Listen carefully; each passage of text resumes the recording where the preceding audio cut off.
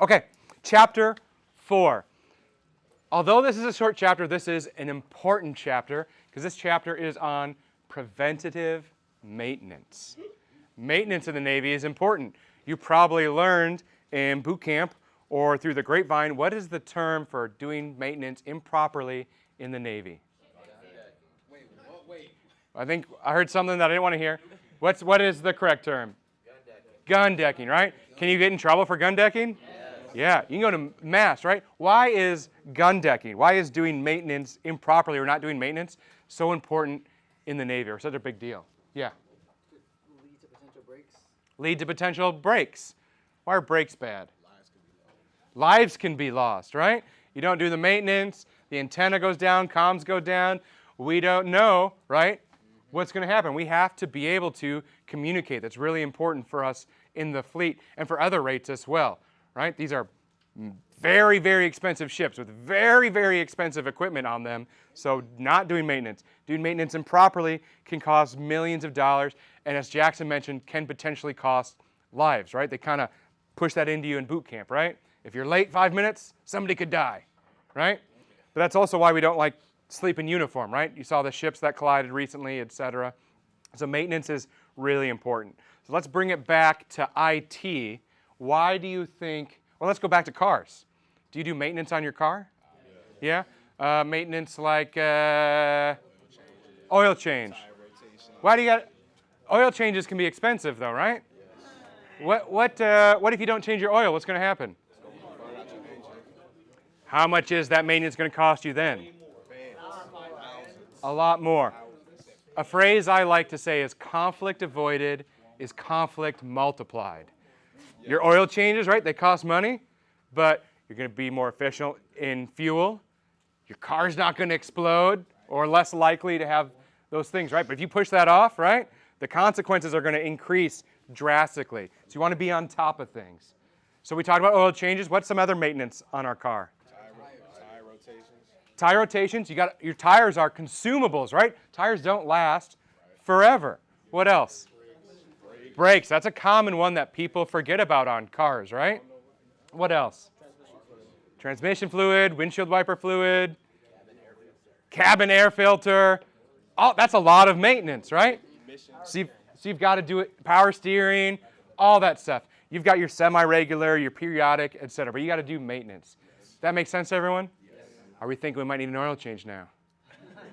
Yeah? And we talked about air filters as well. So let's go back to computers. Why might we want to do maintenance on computers? The lifespan, right? Is that what you're going to say? So we want our components to last as long as possible, right? We know that heat lowers that lifespan, but if the lifespan, if it goes down, we've got to replace it. Not only does that cost money, but time to replace it, but also to troubleshoot what that issue is. Easy day? Now, we've got hardware maintenance, and we also have software maintenance. So we're going to talk about those two main things. Now, for most maintenance, it is to prevent the accumulation of dust. Dust is ISIS. Dust is bad. Dust is terrorists, right? Dust is bad. That's why most maintenance is done to prevent the accumulation of dust. Why do you think dust is enemy number one for maintenance in computers? Heat, right? It's a conductor of heat, and heat is bad. It's going to make our components operate less efficiently, lowers that lifespan. Someone mentioned electrostatic discharge, right? It reduces airflow, which produces more heat. Fire hazard. Make sense to everyone? Awesome. So, dust. What are some ways we think we can reduce dust? Cleans. So what are we going to clean? Fans? Yeah, we'll use air compressed. But when we do that for the fans, we want to hold that fan in place and then spray it. That way that motor doesn't move and burn out. Who ya? So the fan, you want to use compressed air, dust everything out. What about, let's still thinking about dust, what's a bigger maintenance item you think you could do for dust? You can dust the case, right? Let's even think even further out. Coffee. air filter, right? For the building or for the room, because that air filter is going to trap dust. So if there's less dust in the air, right, that's going to help the air and the dust that gets into the computer. Make sense to everyone? All right, we've gotten off track a little bit or gotten ahead of ourselves in the chapter. So let's keep going. Regular hardware and software problems, we want to prevent those with maintenance. Now there's a new term we're going to learn. It's called downtime. Now you may think downtime is like, oh, I can watch Netflix, skateboard, whatever, right? In computers in our world, downtime is a very bad thing. Downtime versus uptime. Uptime is when a device is operational and available to the user. Downtime, for whatever reason, it's not being able to be accessed by the user. Think like if Facebook went down. You can't get on Facebook.com. That would be downtime. That would cost the company a lot of money, millions of dollars, right, etc. So maintenance we're doing to prevent downtime. Now, just like when you do an oil change in a car, you can't use that car during the time, right? That's downtime. But you're accepting that little bit of downtime to prevent your engine from blowing up and having to be replaced, which would be a lot more downtime. Does that make sense to everyone? Yes. Now, computers, we may have redundant systems, so if one is down, another is up, so that way that service is still available to those users. Good to go? Doing regular maintenance overall decreases our repair costs because we're doing oil changes instead of replacing an engine. And we want to prevent equipment failures. Doing software maintenance improves data protection, efficiency of equipment. It prevents against security risks, and overall is going to save us money. Hooyah? Downtime wouldn't be when it's just not being used. It's when it's unable to be used. Correct. Downtime is not, oh, it's not being used, but that it can't be used. Cannot be used. All right, like your phone right now that's in your barracks rooms. It's in downtime. It's not downtime because your phone works, right? It's just not being used currently because you're still getting text messages, right? And data is going to it. So it's up. It's operating. You're just not accessing it. So that's not downtime. Good? Yep. Okay. Great question. Moving on. There's a picture of some people. Most preventive maintenance is to prevent the accumulation of dust. Ugh. I don't like dust. Is bad. Gross. We don't like dust. Good? All right, how do we keep dust out of computer components? We want to replace our air filters in our buildings regularly, right? To prevent the overall accumulation of dust in the air. Because if you never replace those air filters, you're going to have to clean out your computers a lot more often.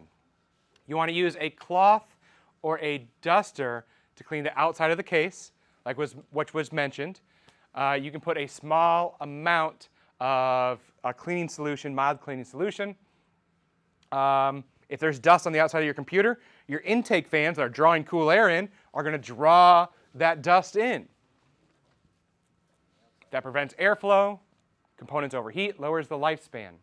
The inside of a computer, we're going to use a combination of compressed air, and we can use a low airflow ESD vacuum.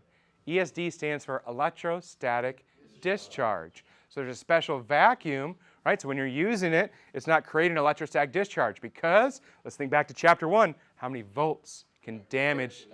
30. Very good. And you can use a small lint-free cloth, like a microfiber cloth. Compressed air. You want to keep that upright when you're spraying it. Why do you want to do that? Because if you do it sideways, it leaks. It can leak, or it's really cold, right, as well. And we'll learn about that later. Of course, you don't want to inhale this either. And we can use that lint-free cloth to remove any dust left behind. Easy day? And when we're doing the fan, we want to hold that fan in place to prevent the motor from running out. More time? No rebuttals. To the right notes. More time? No? All right, wow, look at that. Ugh.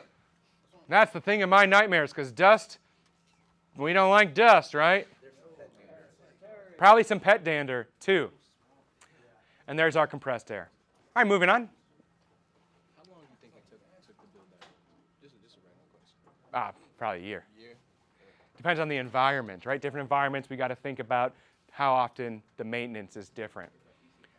All right, basic components inside the computer to check for dust as well as damage. You want to look at the CPU heatsink and fan assembly. They should turn when that's on. What component produces the most heat? The CPU. So you definitely want that CPU fan working. Remove that dust.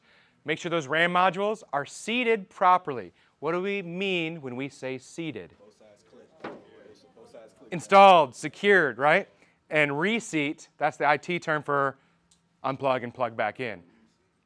Good to go? Storage devices, make sure they're firmly connected. Check for loose cables. Anytime you're in the computer, you want to check for loose cables. Your storage device or any of your device may still work if the cable's loose, right? But it may not be operating as efficiently as it should because it can't use all those data pins. And maybe it's loose, you don't check it, and then later on it fully disconnects. Instead of being slow or degraded, it completely is unusable until you fix that cable. Good to go? So just anytime you're doing it right, you want to just make sure everything is firmly seated or installed. Screws. Make sure everything is screwed in properly and that there aren't any loose screws because screws are metal. They're conductive. They can short circuit something.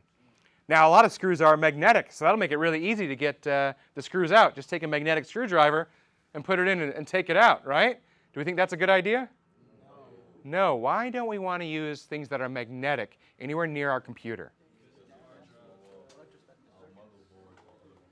What component is magnetic? A hard drive is magnetic, right?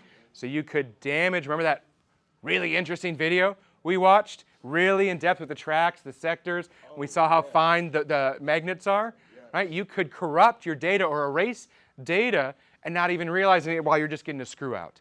And there's other components that can be damaged as well. Just like on monitors, right? You don't want to get magnets anywhere near them. They distort the screen, sometimes temporarily, sometimes permanently. Good to go? Cables we talked about, we want to make sure they're not loose, they're properly seated. And look at that, it even mentions the expansion slot covers. In the labs yesterday, you may have noticed you've got multiple expansion slots, but there's covers for each of those expansion slots. If there isn't one for each one of those, more random things can get in there, like a snake, a rat, a mouse. So it even mentioned, right, check for living creatures inside of there. We'll scroll up to see, I think I missed one thing. Power devices. Make sure if you're using a surge protector, check your ups.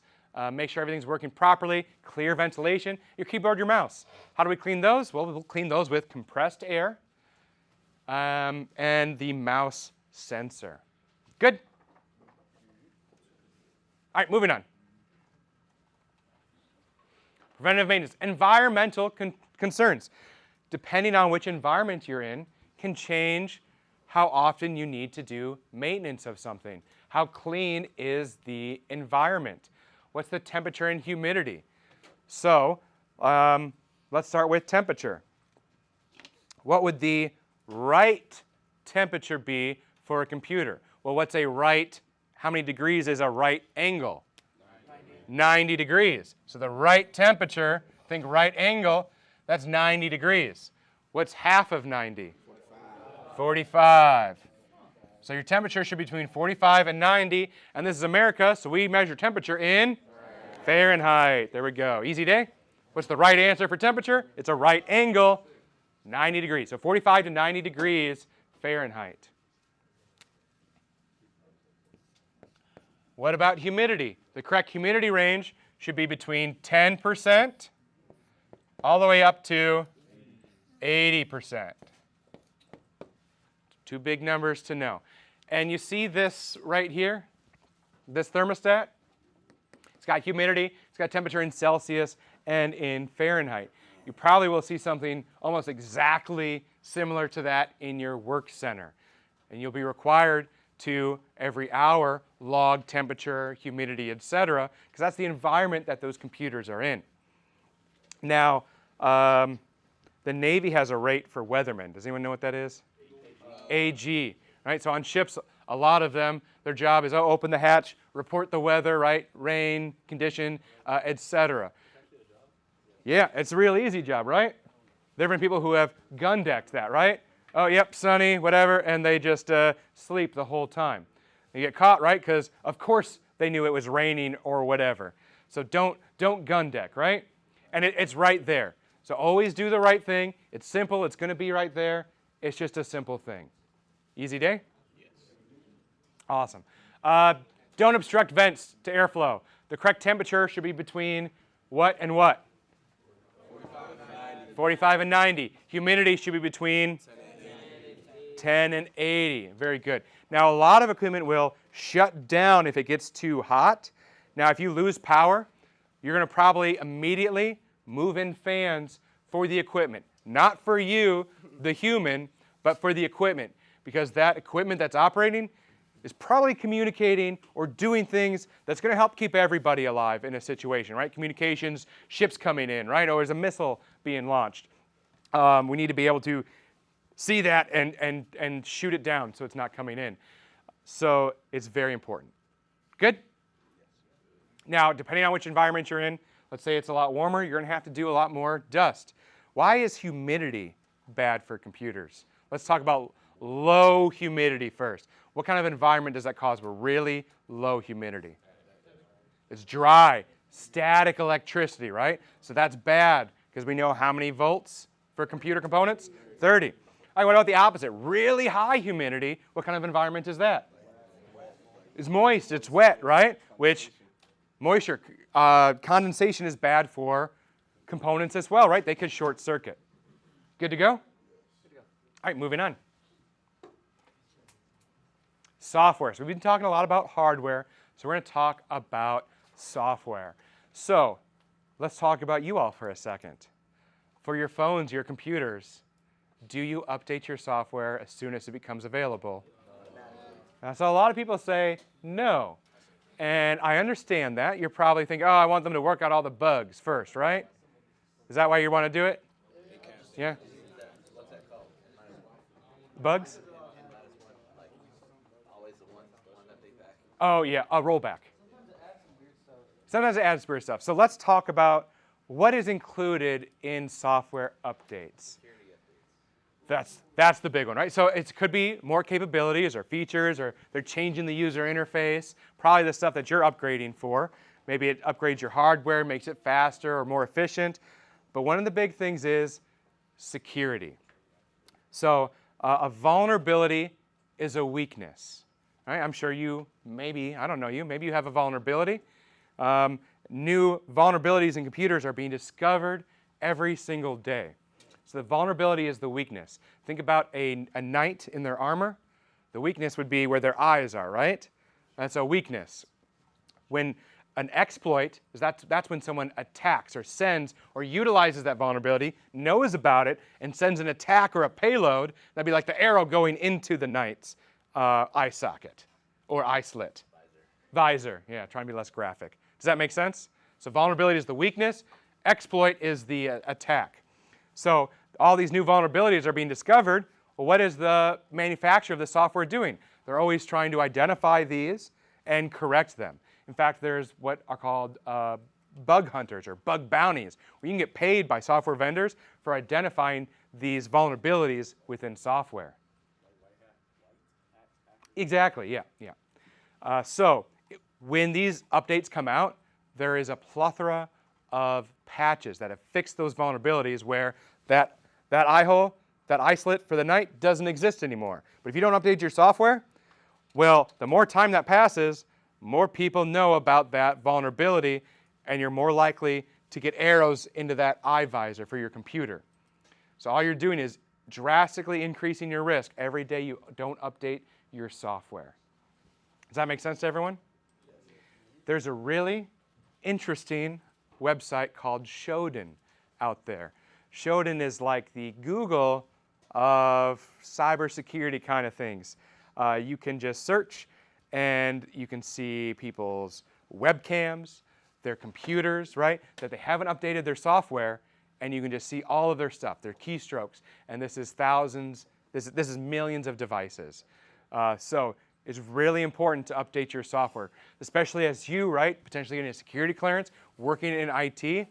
You want to update your software as soon as it comes out, right? Because we're going to learn later on how to, oh, my software didn't install correctly. Well, let me go back to the original one. But that risk, right, of not updating your software, is very important to reduce that risk. Does that make sense to everyone? Yes. Okay. Software. So what kind of software do we need to do? Well, we've got to update the security software on our systems. We've got to update our operating system, maybe the software for our applications, and our drivers. I don't think we've defined the term driver yet, have we? Okay. So drivers, these are for hardware. Each piece of hardware is going to have what's called a driver. So let's go back. Do y'all know that there's a bus on base that you can utilize? I think it's free when you're in uniform and $1 when you're out of uniform. Well, I don't know. I've always been in there. You've always been in uniform, right? So that bus is there. You hop on, and it takes you to where? The mall, right, or something? NAS. NAS? So boom, you get in the bus, and you're sitting there for a few hours. There's no driver. You don't know how to get to NAS. Are you going to get there? No, right? You need that driver, right, to translate or to get you from point A to point B. The drivers, think of them as the translator for hardware to software. You're going to have a keyboard driver, a mouse driver, a printer driver. Each piece of hardware is going to have a driver. Think of that driver as a translator. There's different versions of operating systems. So you'll have a different driver for each operating system. Now, drivers get updated semi-regularly. They could add additional features onto your hardware, make them more efficient, maybe more power efficient. They could fix security vulnerabilities, etc. So drivers are very important. We're going to find these in device drivers. Device drivers. Easy day? Drivers, we think of that as what? Translators. Now, a lot of times you could update your driver. Let's say your keyboard works, you update your driver, and now it doesn't work. It could be a common thing. Well, you're going to go back to the previous driver, which did work. That's called rolling back the driver. Good to go? Okay. So we include those. Our antivirus or our security software. We're going to learn about malware and viruses later, but these work based off of what are called signature files. So instead of having the entire code for a virus, think about a signature. It takes just part of that signature, part of the code that's unique, and it compares that to the code, right? Oh, okay, that part of the signature kind of looks like mine. Oh, we could probably flag that as Mr. Novak's signature.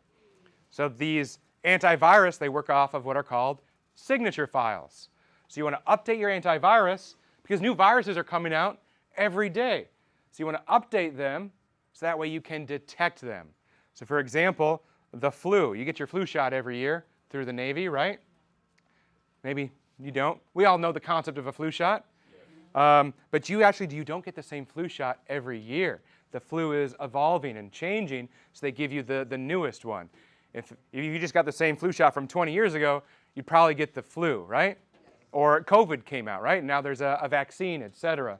So you want to, all these new threats that are coming out, you update yourself for them. Easy day? Yeah. Okay. So of course, our antivirus, we want to update for these new threats. Otherwise, we're just living in the past, and that can't hurt me.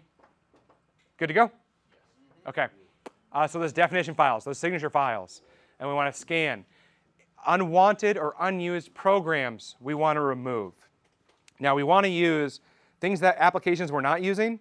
We don't want to have them on our system because if we don't use this application ever, there's no reason to have it. And all that is another potential vulnerability way for someone to get into our system. So all we're doing is, there's no reason for this to be here. Some attacker may know a way into this application and then spread through our computer. Easy day? Yes. Now, there's also applications on our devices that are installed by default, like the calculator on our phones, etc. This is called bloatware. You can remove this as well if it's unused. Good to go? Other software, hard drives. We're going to look for errors in our hard drives, and we know over time our hard drive becomes fragmented. Our files are in different locations. So if we're reading and writing a file, it's got to go in multiple locations. So we can optimize or just defrag our hard drive to make it more efficient and faster. Questions? Okay, let's see what we know. Question 1. Which 4 tools will be required by a technician when doing preventive maintenance on a desktop? Screwdriver, lint-free cloth, anti-sag wrist strap, mechanical compressor. Why not an industrial vacuum cleaner? We'd want an ESD one. Very good. That's right. Question 2. Which 2 issues are primarily related to cables inside a PC? Crimping and bent pins, I heard. Now, crimping, when we make cables later this week or early next week, is when we attach that RJ45 to our Ethernet cable. We're actually going to do that. So crimping and bent pins, we said? Okay. Very good. Next question. Which 3 benefits result from doing frequent preventive maintenance on a PC? Longer equipment life, fewer security breaches, and less computer downtime, I heard. Easy one? All right. That's right as well. A mining employee or a miner, I guess they can't drink, spends much of the time working with a laptop down in the mine. They yearn for the mine. What 3 factors would be of the most concern to a technician when doing preventive maintenance? Dust, humidity, dirty keyboard, I heard.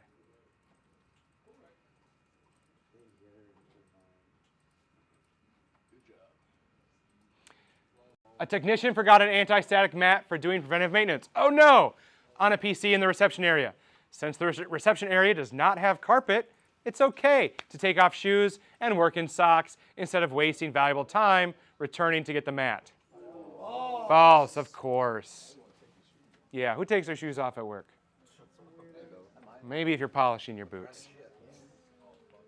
All right, any questions on section 4.1? All right, let's take...